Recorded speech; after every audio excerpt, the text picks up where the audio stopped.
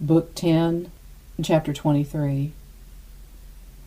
Is it then uncertain that all men wish to be happy, since those who do not wish to find their joy in Thee, which is alone the happy life, do not actually desire the happy life?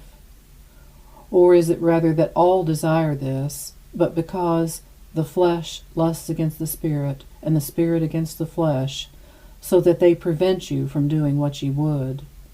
You fall to doing what you are able to do and are content with that, for you do not want to do what you cannot do urgently enough to make you able to do it.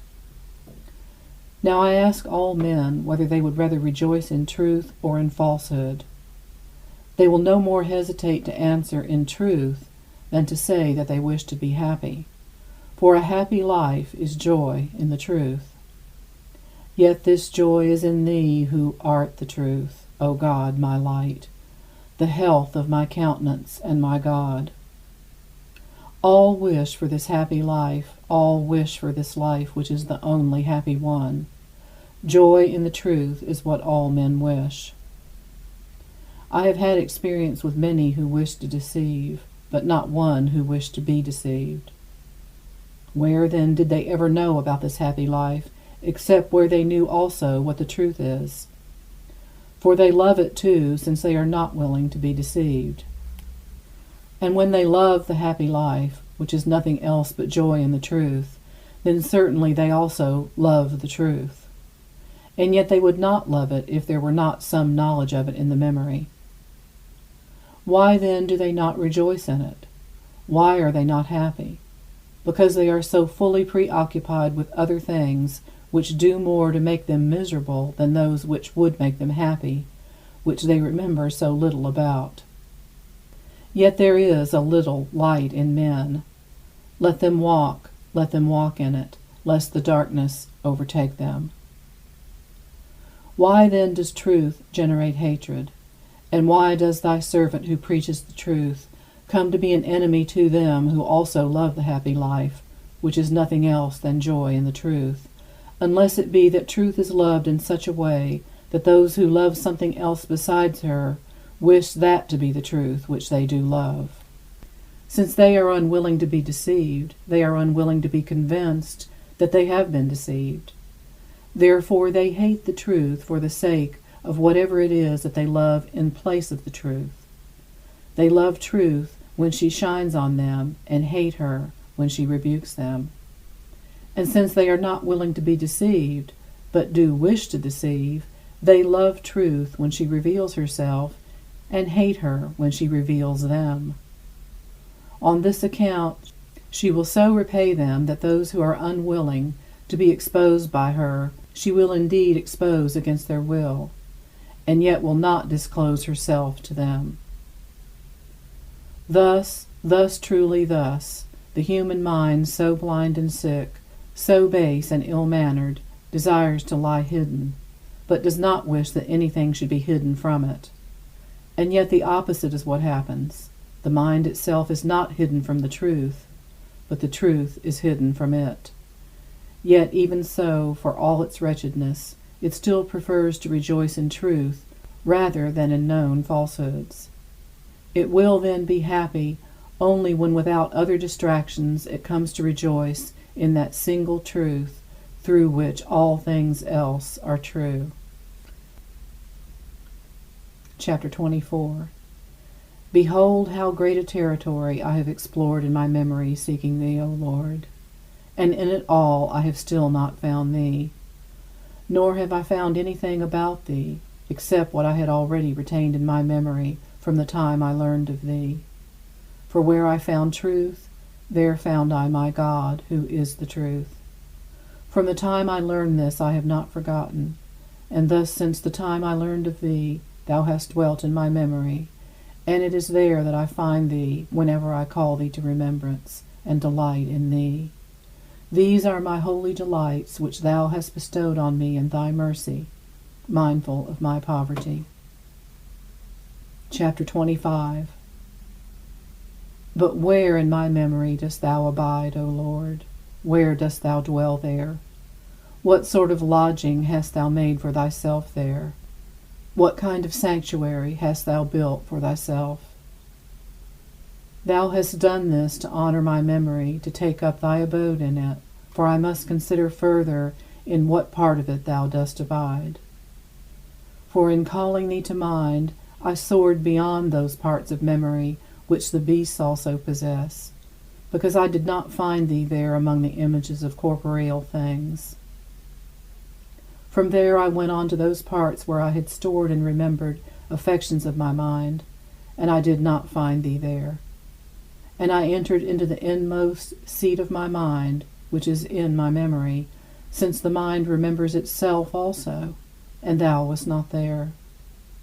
For just as thou art not a bodily image, nor the emotion of a living creature, such as we feel when we rejoice or are grief-stricken, when we desire or fear or remember or forget, or anything of that kind, so neither art thou the mind itself. For thou art the Lord God of the mind, and of all these things that are mutable. But thou abidest immutable over all. Yet thou hast elected to dwell in my memory from the time I learned of thee. But why do I now inquire about the part of my memory thou dost dwell in, as if indeed there were separate parts in it? Assuredly thou dwellest in it, since I have remembered thee from the time I learned of thee, and I find thee in my memory when I call thee to mind. Chapter 26. Where then did I find thee so as to be able to learn of thee? For thou wast not in my memory before I learned of thee. Where then did I find thee so as to be able to learn of thee, save in thyself beyond me? Place there is none. We go backward and forward, and there is no place. Everywhere and at once, O Truth, thou guidest all who consult thee, and simultaneously answerest all, even though they consult thee on quite different things. Thou answerest clearly, though all do not hear in clarity. All take counsel of thee on whatever point they wish, though they do not always hear what they wish. He is thy best servant who does not look to hear from thee what he himself wills, but who wills rather to will what he hears from thee. Chapter 27.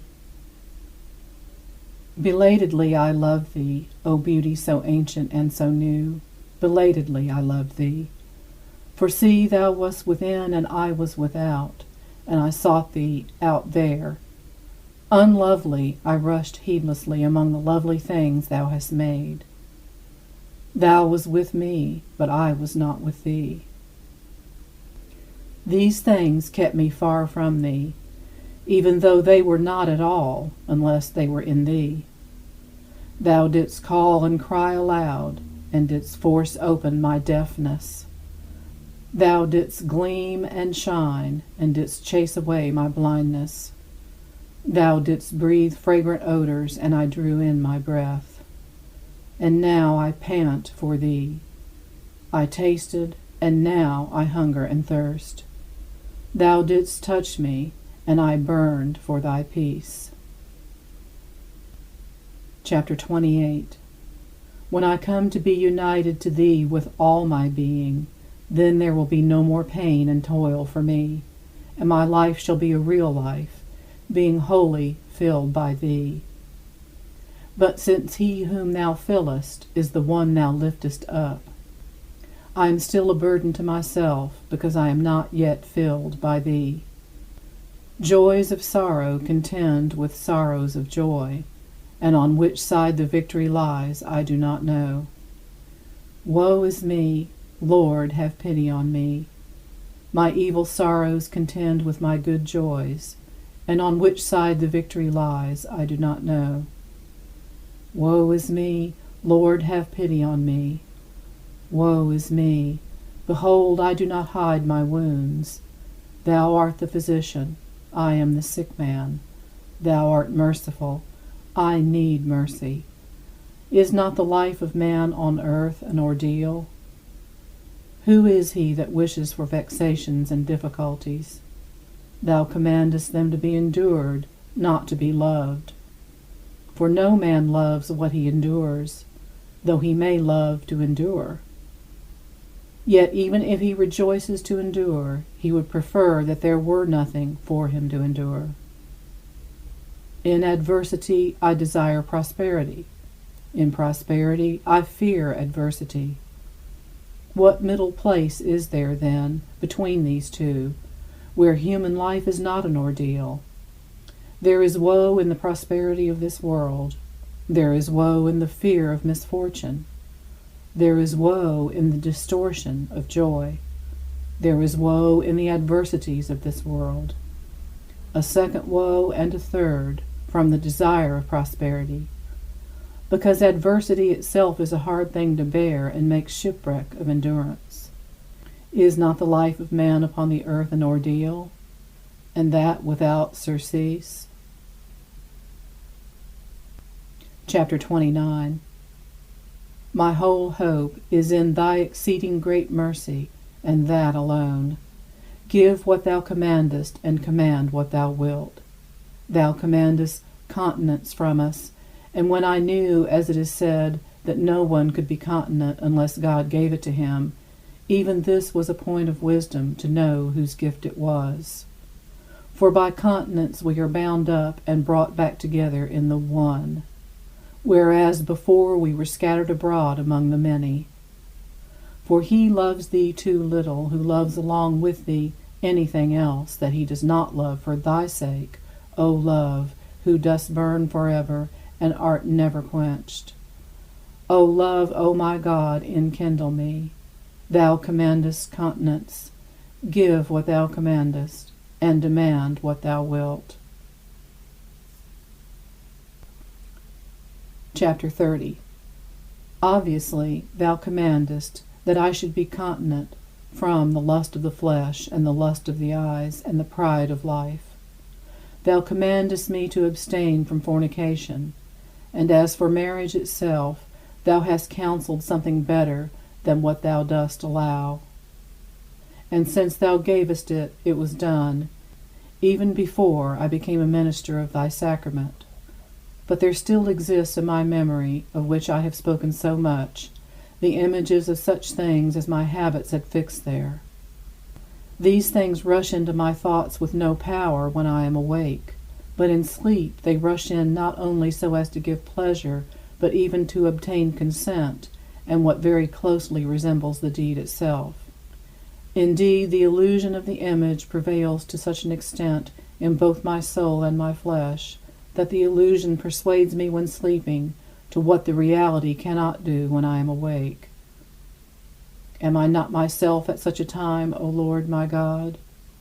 And is there so much of a difference between myself awake and myself in the moment when I pass from waking to sleeping, or return from sleeping to waking?